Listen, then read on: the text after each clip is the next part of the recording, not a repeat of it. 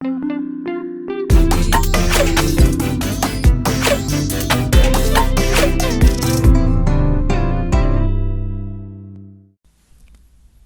Gurung is a multi-instrumentalist, music producer, singer, and sound designer and sound editor from Kathmandu, Nepal, currently living in Ithaca, New York, USA. He is widely known for his album Rato Mato, released in 2008, which consisted of reinterpretations of Nepali folk songs. He was one of the founding members of Ayurveda, a progressive rock band based in Ithaca, which has been highly influential in the Nepali hard rock scene. Diwas will be in conversation with Abhisek Mishra. Abhisek S. Mishra is a musician and a member of the band ASM. Abhishek has worked in the music field for the past 10 years as a music writer, music show host, and currently also runs his own podcast called theASMpod.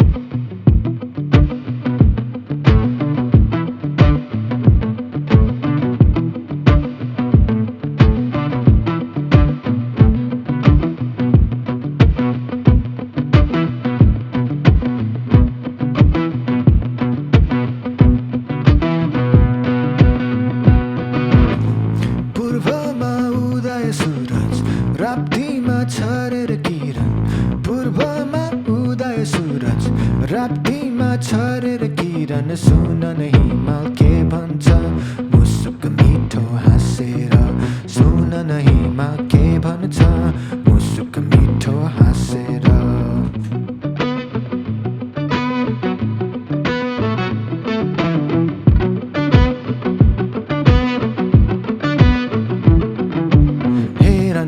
Nepali दाजु भाइ पछि परेको आफूलाई साम्राज्यबारी dollar रे खिचिरहेछ हामीलाई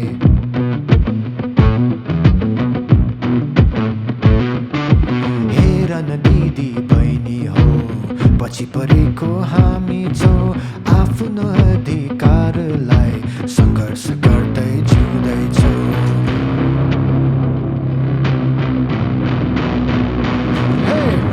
पूर्वमा उदय सूरज राप्तीमा छरेर किरण पूर्वमा उदय सूरज राप्तीमा छरेर किरण सुन न हिमाल के भन्छ मुसुक मिठो हाँसेर सुन न हिमाल के भन्छ मुसुक मिठो हाँसेर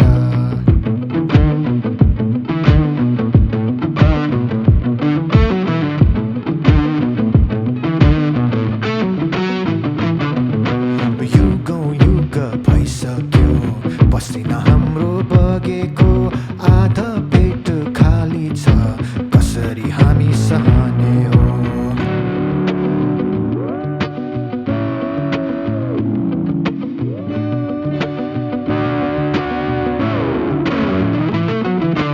तिमी र हामी एक हात नेपाली हामी साथी हौ आऊ न हात मिलाऊ शोषण विरुद्ध लड्नलाई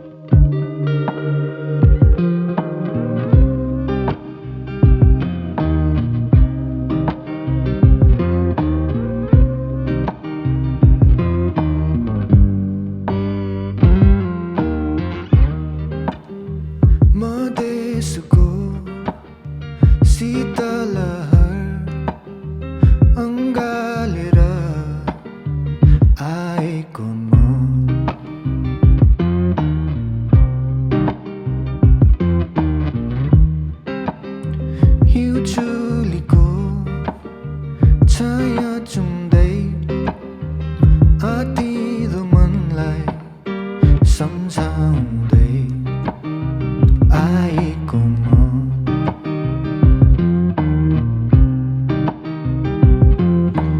हो खोज्दैछु आज त्यो हाम्रो छाया त्यो तिम्रो माया हो कता गयो त्यो हाम्रो छाया त्यो न्यानो माया हा हा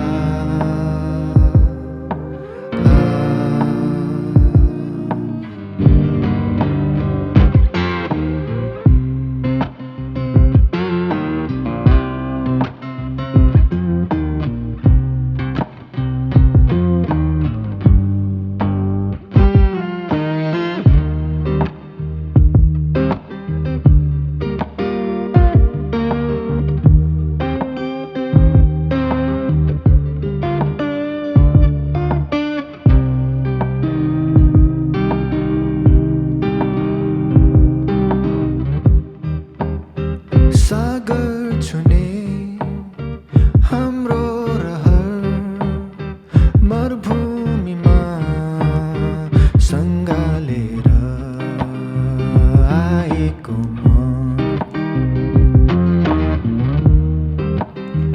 म देश छोडी हिमाल पहाड बेथाको माउना खोटेको म गएको म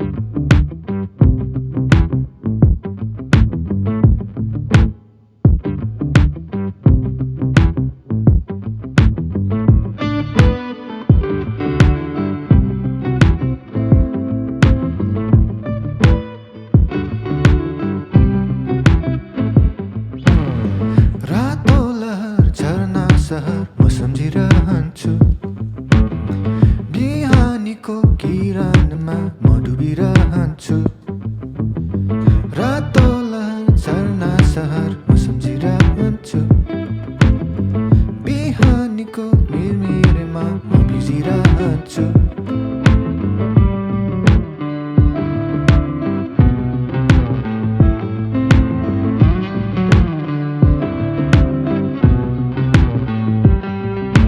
कसरी पुगे म तिम्रो घरमा कसरी पुगे म तिम्रै अङ्गालोमा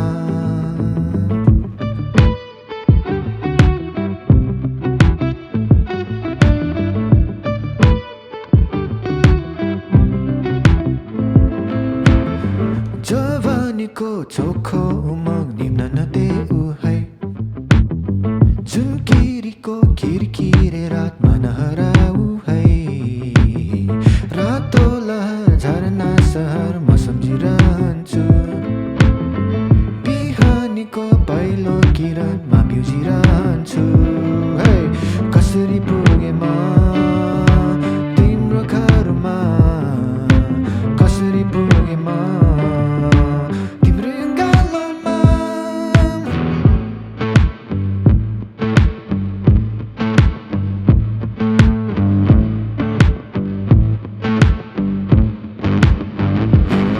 ओ सपना विपना अझ नै आउँदछ याद तिम्रो अनुहार झरना सहरमा सपना या विपना अझ नै आउँदछ याद तिम्रो अनुहार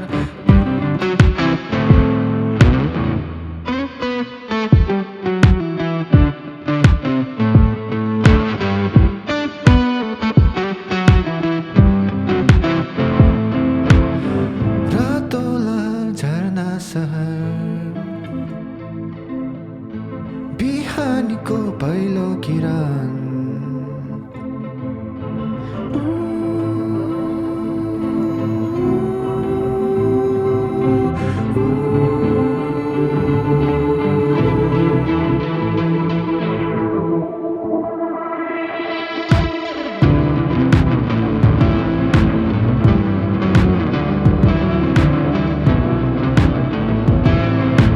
कसरी पुगे म तिम्रो घरमा कसरी पुगे म तिम्रै अङ्गालोमा कसरी पुगे म तिम्रो घरमा कसरी पुगे म तिम्रै अङ्गालोमा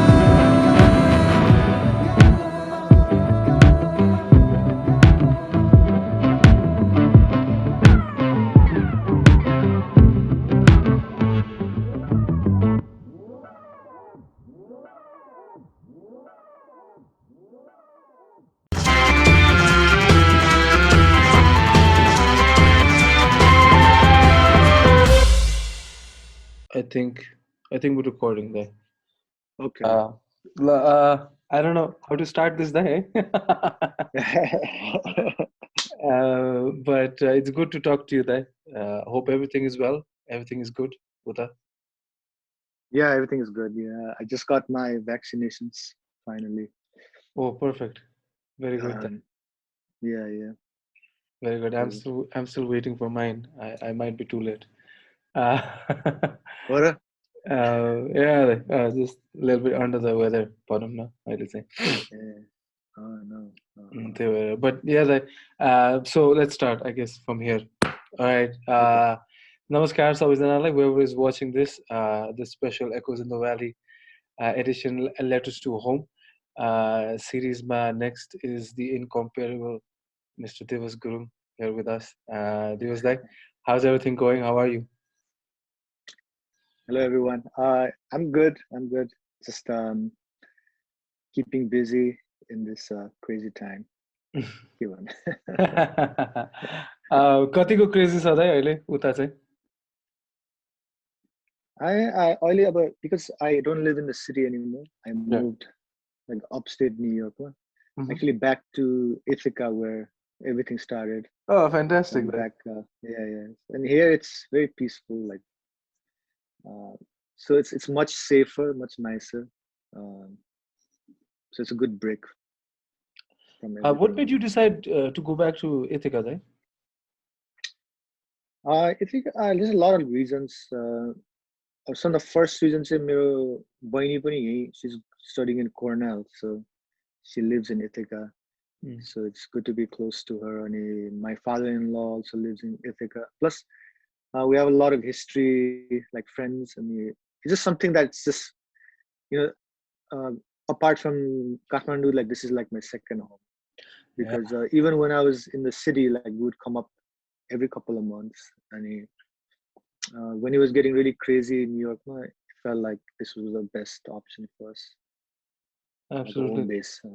And of course, Ayurveda was founded also in Ithaca, right? Mm-hmm. Yeah. We started. I mean, most of us met Ithaca College. We're all the same year. I mean, that's how we started. And then along the way, our bassist was also Ithaca student. I mean, our drummer Mike, he used to work at a studio. He still does studio in Ithaca, New York. So yeah, this is where we all met and started the band. Wow, fantastic that. So, हाम्रो यो Echoes in the Valley को जुन themes are like letters to home, basically, it's been a long time since you left Nepal per se. I think 21 years now. Yeah, 2002 I left. Almost 20 years. Wow. Yeah. It's been crazy. Yeah, absolutely. तर तपाईको अब recently you've been described as the man with the Midas touch, भनौँ न. You've worked with a lot of upcoming artists, people like Bartika Rai. Have you? I think you've worked with Jarusha Rai as well, if I'm not mistaken.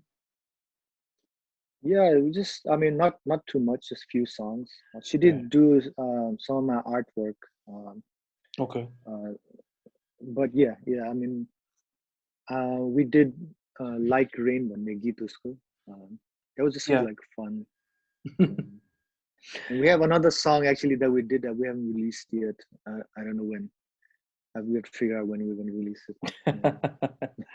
Well, it's busy times with you, it's a difficult, it's a different world, but like how different do you feel if we play the ultimate game of what if? Like what if you never left Nepal? What if you were always here during this whole 20 years expense? Do you think you would have made this sort of headway or more headway or less? Do you think you would have stayed in music had you stayed in Nepal? I think either way, I would still be in music in whatever shape or form. But I don't know what kind of path I would have taken. I don't know if I would be doing like producing and recording. I might just still be a guitarist in a band, because that's what I always wanted to be, was just play guitar. That was like, that's what I really wanted to do. Like everything just changed along the way. But it's hard to say. I think if I just stayed in Nepal, I would still definitely be playing music. But I would probably have a job, like a serious job, like a 9 to 5, which fortunately or unfortunately, I've never had a 9 to 5. Ever. Give it time. Yeah, I know. That's so true. त्यही त एकदमै राम्रो कुरा तपाईँले भन्नुभयो कि त्यो कुनै न कुनै वेमा चाहिँ you would have been always involved in music, because I think that's your calling in life also in one way or the other. And I also wanted to ask तपाईँले you've helped so many artists living abroad, just हामीले जरुसा कुरा गरे, Bartika Rai, Vicky Guru. So many Nepalese who are living abroad have sought your counsel in terms of audio production and sound production, and now bistare you're working with Nepalese यही बसिरहेको नेपालीहरूसँग पनि, like for scenes like me, among others that you worked with. But I've always wanted to ask that is music production as fulfilling as your own music or performing on stage? How do you you know how do you gauge fulfillment in terms of, oh, okay, music production, or oh no, I want to perform live? Um, yeah, it's not very different, but it's definitely different facets of the same thing. Mm, Ultimately, I think it's about fulfilling whatever like musical itch that you have. When I'm producing for other people, I have to get out of the mindset that it's like a job or something. Because sometimes that can also creep in, especially if you're working a lot. mm, So the main thing is I always feel excited if I'm working on a song, mm. and sometimes it's easy to find that excitement. Sometimes it takes a long time, Yeah, like find something that I really connect with the song, and then right, from that point on, it's like trying to make the song really sound really good to me, and hopefully to the artist as well. And right. so I just have to find a muse for every song. I mean, the thing that's different about production as compared to like working on my own music is working on my own music. It can be hard to be objective. So like you can just keep working and working and working. Yeah, Um, you can show it to other people, but it's hard to get that feedback. But if I'm working on someone else's music, instantly I'm the objective person. So right. they already did the songwriting part, so they're sending it to me, so I can see it from a. So it's not like I'm working from the ground up, like so I'm starting from maybe There's already, 20%. right, the There's structure already is already yeah, in place the almost. structure, yeah, or there's something that I can bounce off of, something that I can start off of. Right. So that's very fulfilling. Plus, also, I think production and mixing is a lot of problem solving, which is an aspect that you don't. I mean, with live shows, there's a lot of problems, but like like people like you and I, we played so many shows live that things are like flying fast, and you're like solving problems like on the spot, Yeah, yeah, unconsciously, because it's like there's a really it's like a adrenaline involved and all that stuff. yeah, With yeah, production, it's a lot of problems that come up, but it's more like deliberate. You have to take your time. right. You have to try, and it's also a thing that's like it's hard to feel satisfied most of the time, because you work, and then you always feel like it could be better. So I'm always, with every song that I'm working, I'm always trying to make it sound the best it can be. Yeah. Um, Yeah. I think you do that abundantly there. I think you make it better than it's supposed to be sometimes.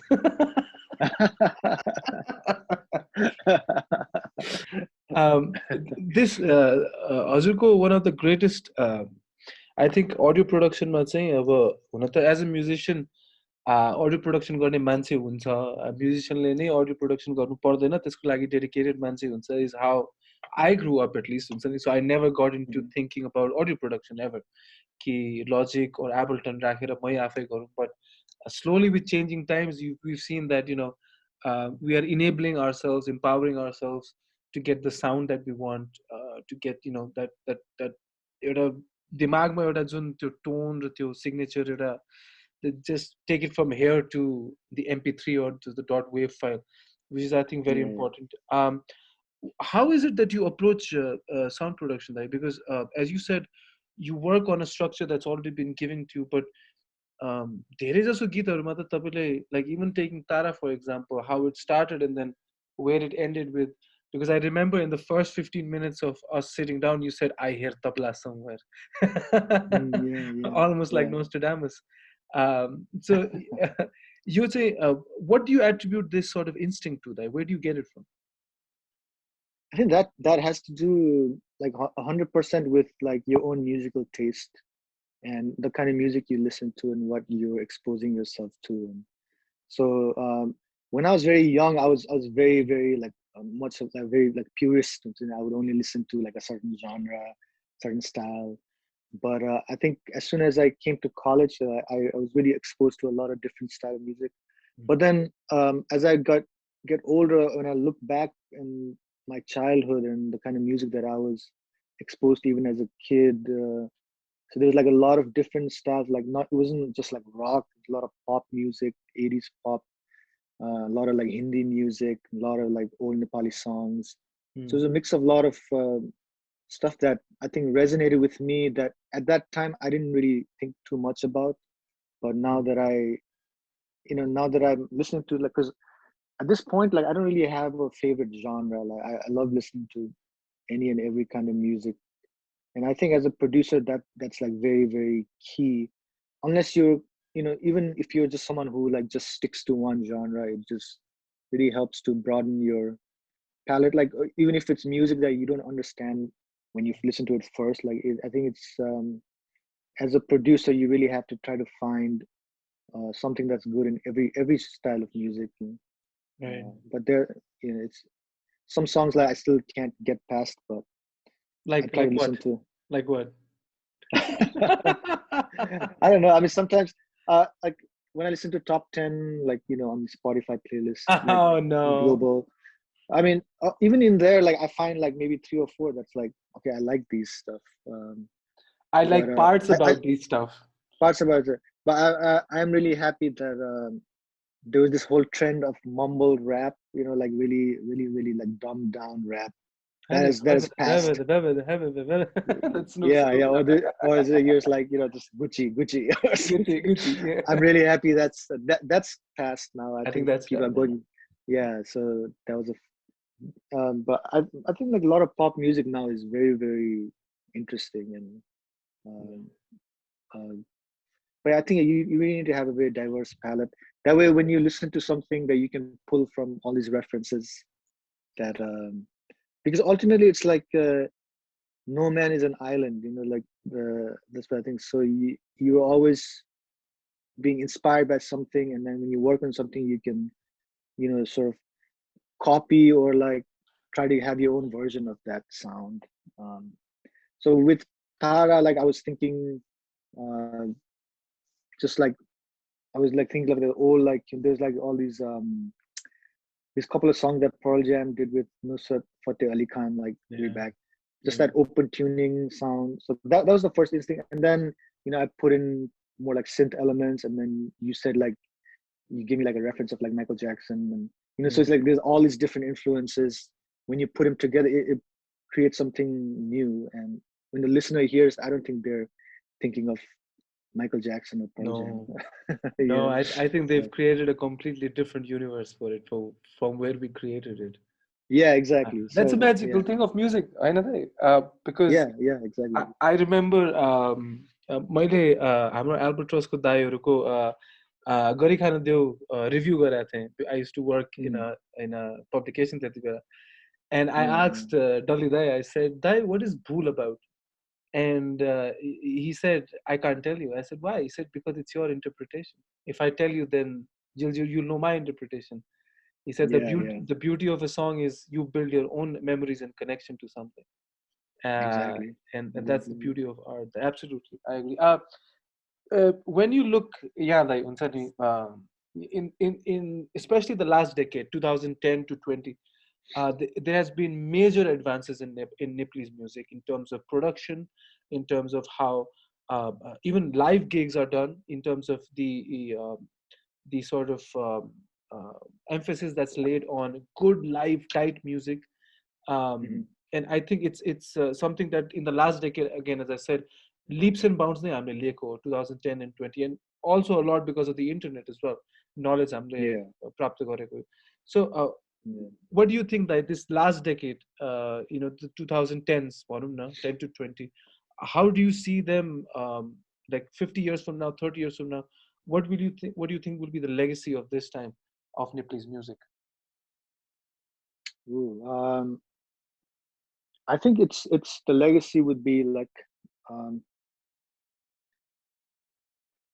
I think the advent of YouTube, and you know, I don't want to use the term YouTube star, but that's like it's YouTube as the medium to like get your music heard, not just within the country, but outside the country, all over.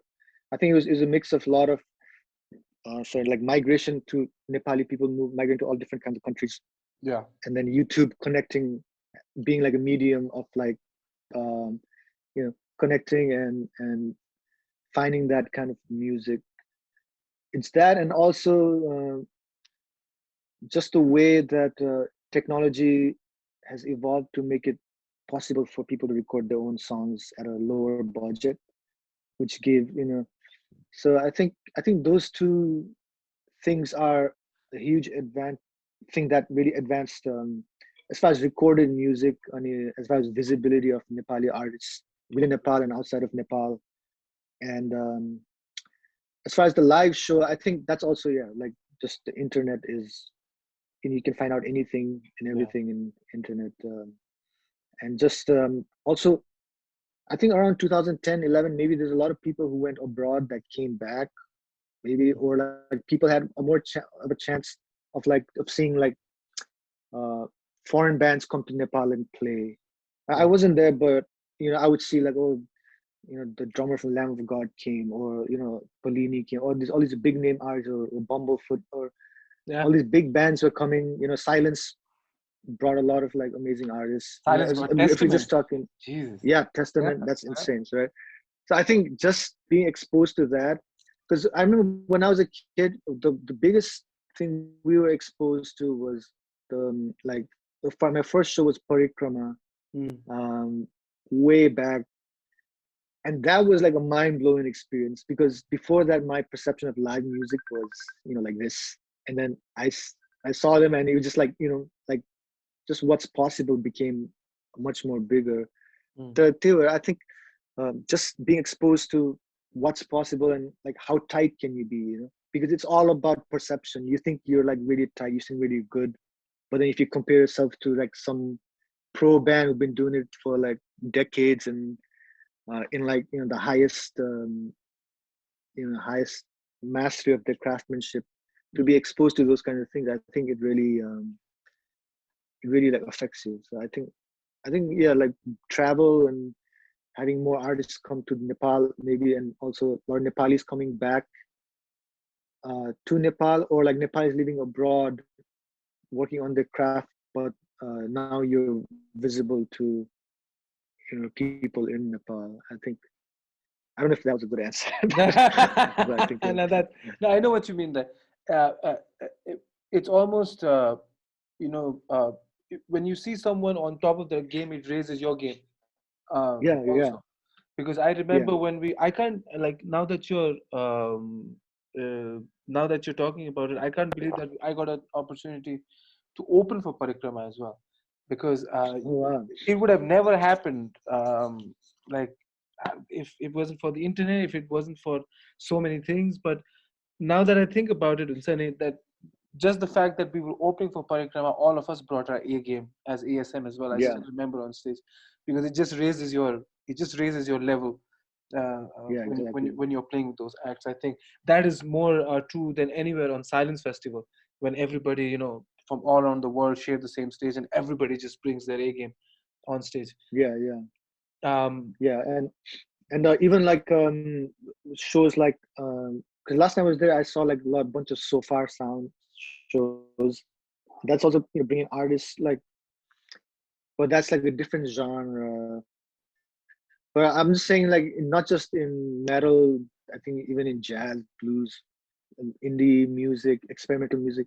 So there's a lot of influences coming into Nepal, and there's such a difference between seeing something online on YouTube versus seeing it in live, like actual people. It's the experience.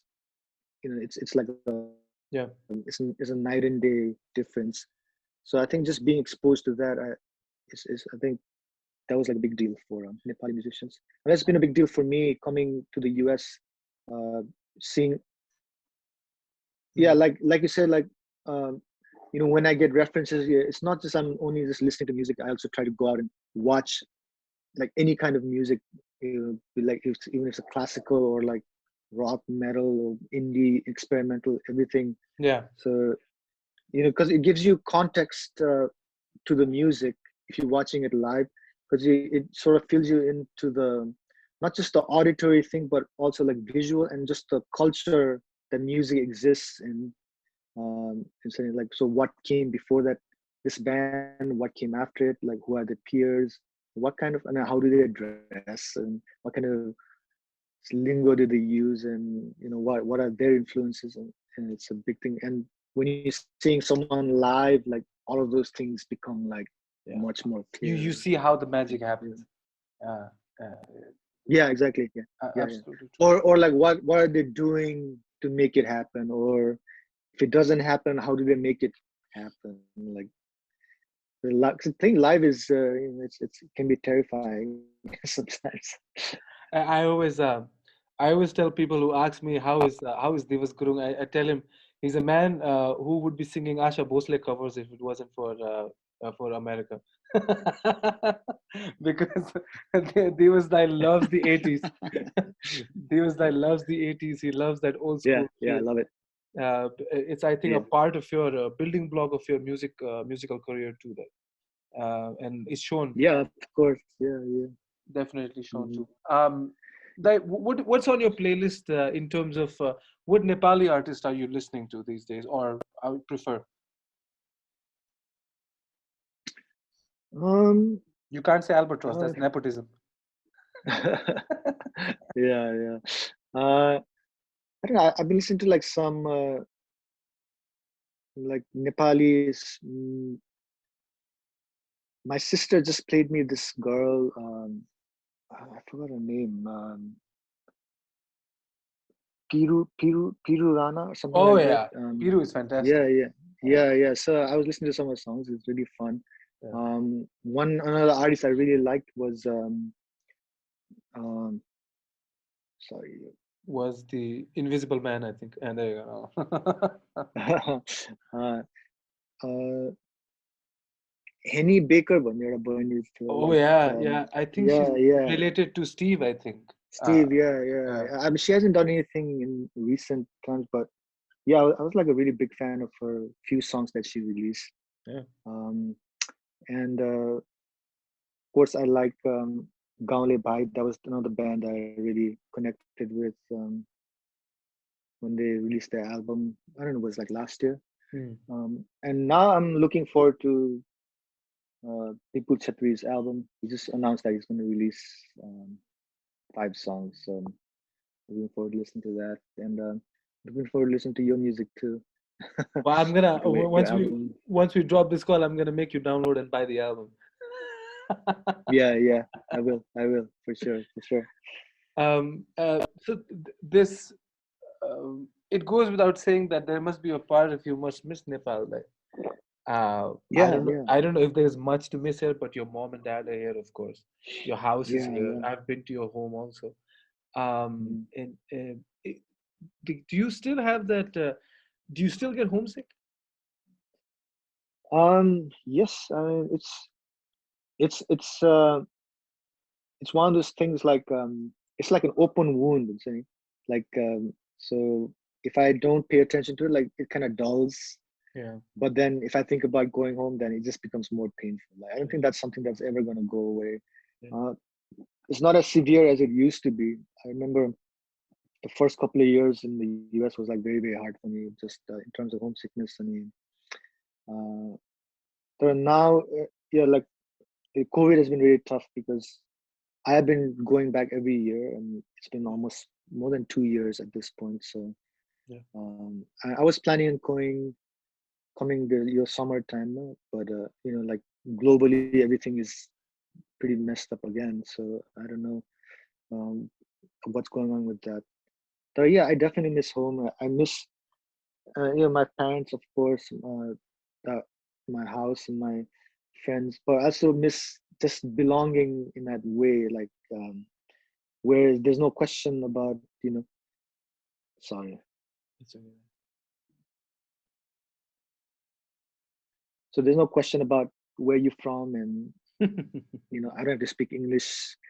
Yeah, I can the way I am in Nepal, like I'm not like that over here or anywhere else. Like there's a side of my personality that comes out just because I'm speaking Nepali, and it's just and the way I'm speaking it. It's not and the kind of people that I'm interacting with. So it's not just always like like super like liberal, college educated people or whatever. It's like, you have to talk, something you have to talk in Yeah, I Japanese. know. I know what you mean. That when you're speaking English in America, you always have to be a little conscious of I shouldn't sound dumb. Like Exactly, yeah, you feel like because if पाखे हो रहा है ना सोचो जस्तो लाग्ने के like because then yeah, that person might not even think that, but it's you judging how that person will judge you. exactly, yeah. So you want to feel like you're in control of, Yeah. not in control, but like just you have like some kind of reputation. Reputation, yeah. At Something. least they don't see you Yeah, as I know what you mean. yeah, I know. yeah, I ended up getting a Texas twang when I was in Texas just to fit in. Hi y'all. So yeah, yeah. That happens in the South. I've noticed there. Even when I was there for like 2-3 weeks one time, and it was you're just surrounded by it. So it just happens. I had a fantastic time in the South. Southern hospitality. It was that's a true thing. I found out. yeah, Southern food. It's Southern amazing. food. Ah, fantastic. Yeah. I didn't get a chance to go to Louisiana and try out all the seafood and the crabs and all that stuff. But I was trying to come in this year, but I think I have to postpone it again for another year. The situation. Yeah. That also, what's coming up? What can we look forward to in terms of Diwas Gurung production and Diwas Gurung music? I mean, production is like rolling right now. I'm swamped with a lot of projects. I'm sure. I'm Yeah, sure you are. especially since COVID and everything, and um, it's not like I don't really advertise my services, Yeah, but I think it's just I've been fortunate to work with artists who are naturally talented. I mean, their songs are already good, yeah, which I think a lot of producers will just tell you that it all comes down to the song and the singer. absolutely. Um, if that's not great, then There's a chances are very little that the production is going to help. help. Yeah. So I've been fortunate to work with a lot of very talented people, and that in turn pays forward and a lot of people wanting to work with me. And so I'm like very very busy nowadays with that, and which the flip side of that is it gives me less time to work on my own music, which seems weird because because it's one of those things that I never thought was possible. Sometimes I do get like a little sick of music because I'm just doing it every single day, 24/7. So like when I do have time off, like I just like I don't want to think Right. about music. But then it's one of those things like if I take a day or two off, then next day I'm just like itching to go. It's like Go it's back not in. it's not that I hate music. It's just like you I do just need to want take breaks. just need to take a little bit of a break. Yeah, disengage. I'm just trying to connect the charger because it just showed me that I'm almost out of juice. So give me just 1 minute Oh to no, fix these things. I'll be no, done in no time. no Just time. in 5, 4. Oh, it's not gonna happen in 5, 4, 3, 2. All right, I have to get another one. Like I think we'll edit this part, or we can still keep this part. That's all right. We'll still keep talking, Yeah, man. yeah. um, this this whole persona that you have of being an introvert person. Let's talk about that. That you are a very shy guy. You don't Mm, talk too much. Um, yeah. how true is that? I was actually talking about this with my wife. When I was a kid, I was extremely extroverted. Uh, Hmm. I think things really changed. Of course, puberty happens and people change, and I changed a little bit then. But I really changed, I think, when I came to the US because I came to such an isolated part of the country. Hmm. Because okay, yeah, it's like I thought New York, so I thought it was New York City. I was Hmm. just so dumb. And then I came up, and it's like I'm in the middle of nowhere, kind of. Yeah. But now this is home. Uh, but I think I don't know. The older I get, I think I realize that I'm just comfortable in like certain situations in which I can like feel not introverted, but just more freer to talk. I know I'm definitely not an extrovert because I'm married to an extrovert, so I know what that looks like. And I don't think I was, yeah. So, because extroverts just have this unconscious energy, you know, they just want to connect with people. Like, I feel I'm like very selective about Like if there is who I. silence, they want to break that silence because it gets awkward. Yeah, yeah, Yeah. yeah. And I'm pretty comfortable with silences. Anyways, but I think yeah, when I came to the US in my freshman year for college, that sort of it was kind of like a traumatic experience in a way because before that I'd never left home and all of a sudden you're in a different place, not that many friends, very cold climate, Mm. and being very homesick and not being able What to. age were you there? Were you 18, 17?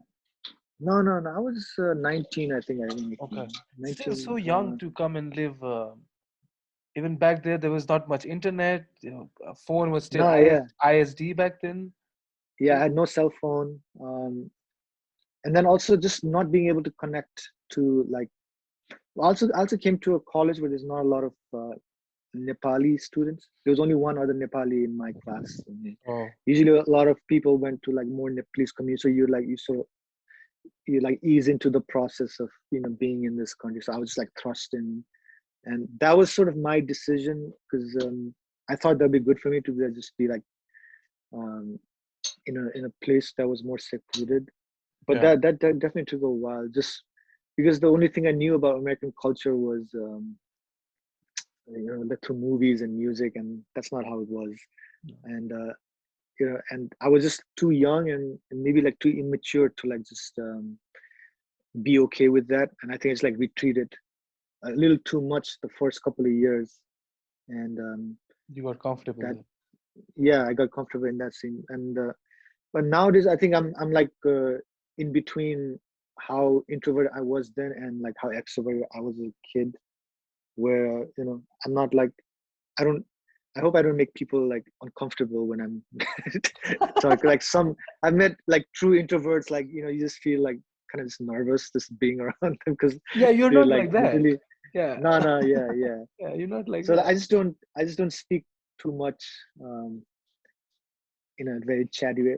Unless I know someone, then it's just like it's easy The, to talk. Yeah. I know because I saw you. I remember when you came to Nepal and then you were touring with Albatross and with Sanjay Dai and with Dolly Dai, and then the person you are with them is Yeah. very different from the person that normally that people would associate because you were laughing, you were cracking jokes, you were pulling legs, you were because you met your old school friends. So I think you went back into that. You went back into before you went to the US, almost sort of unlocked that.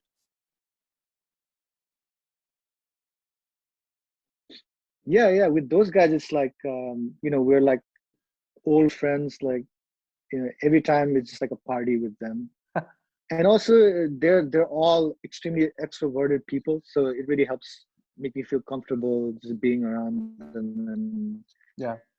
yeah, and we have a history and a lot of things, references we can make that make sense, and we all sort of the same age group too, so that we also is a big thing. Uh, Absolutely. I absolutely agree to the fact that yeah, you are not the most introvert person that I've ever met. That's for sure. People keep asking me that. I'm like, he's not introverted. I mean, Oh yeah, he just doesn't like you. yeah. And that's what I say. That's what it is. Yeah. Fantastic. I That. think I think it's also in like social situations. I don't really speak that much, like because I'm much more entertained listening to people most of the time. If it's like a new situation, but yeah, Yeah, you I don't. don't know. Depends. Yeah. that that's such a great insight that you just gave to the fact. I'm moving everywhere, so this is going to be a fantastic interview. Somebody's going to get a seizure just looking at me. Um, it's great that because I think this is the first time you ever told this story, is that you were actually a very extrovert person in school, and then it was the time and circumstances basically that made you become self-sufficient and island to yourself. Because you were in a foreign land, can't speak. You could speak the language, but you want to be accepted speaking the language as well, which is another hurdle. Yeah, because that was the funny thing when I first came here. It was very hard for me to speak in English. Oh, Although I'd grown up learning English. English was actually my strongest subject in school. your mom is your Yeah, English teacher. yeah. Hmm. But when I came here, it was extremely hard to speak in English, and I think that also like made me quiet for a long time because there were like times where I just didn't speak for like long periods of time because it was like hard for me to translate my thoughts into English. Exactly. Um, I think yeah. It took me like a long time, like more than 2 years actually, to feel Oh wow. totally comfortable speaking in English. Oh wow. Fascinating. Well, I mean, this whole series, die of Letters to Home, is basically, at least from what I understand and what inebriated Ritu Dai told me was, that it's all about your stories of your connection to the people here, to the music here, to what you feel about home, living abroad as well. And tapeko music ma dai Nepal ko best qualities haru झल्किन्छ. And you are truly a gem among gem, because आज मात्र एउटा Purvanchal rocks भन्ने पेजमा चाहिँ there was your photo and there was a meme below it that says look son, a legend भनेर. Wow, flattered. So like in closing, what do you want to say to every one of us here who admires your music, who loves your music, who's looking forward to more of your music? What message would you have for us? Just a big thank you for supporting what I'm doing and being being open to whatever styles and sounds that I do or I try to do, and just being with me all the way from the start to now, because my music has taken so many twists and turns, um, and I really appreciate people supporting all of my creative adventures, and just stay safe. Yeah, we're not over this crazy time, No. and try to make as much music if you can make music, or try to learn something new, a new skill, something with your time indoors if you have it. Yeah. And I miss you guys. I hope to see you soon. We hope to see you. We hope to see you soon too, Dai, because yeah, it'd be great to have you here. Lastly, Dai, I'd like to thank the Echoes in the Valley team, Riju Dai, Yes. Angela, everybody who's part of the team. Yeah. Rajan, of course, who is the first person to message me and Yeah, he ask was he was the first one for me too. Yeah. for us to do Definitely. this, because again, it's always a pleasure for me to talk to you, Dai, whenever I can have the opportunity to. And Yeah. Yeah. Likewise. I'm looking forward to more things from you, Dai. I'm looking forward to the album that you talked about. I think you promised us an album. So that album has now turned into 3 separate albums. It's just like that's the I guess that's the curse of being Musician. able to make your own demos and stuff, because That's you keep writing new songs, and you know how it is, like your new songs are always your like best songs, best songs. like Yeah, yeah. yeah, like it's just, but I do need to, I have a very clear plan now of what needs to be done, and also like this thing of releasing one song at a time. I think that really messed with my head because I've never done that before, Okay.